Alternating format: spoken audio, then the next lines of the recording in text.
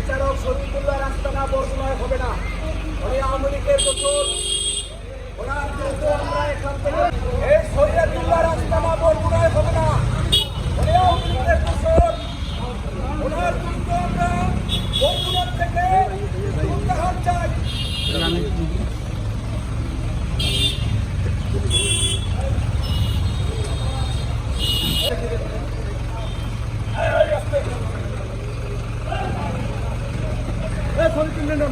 আরে ভাই ছবি তুলে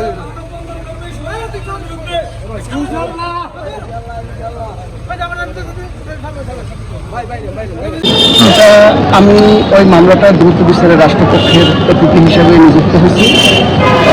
এই মামলাটা হলো 5ই আগস্টের একটা ঘটনা, সেই ঘটনাকে কেন্দ্র করে এই মামলা করা হয়েছে।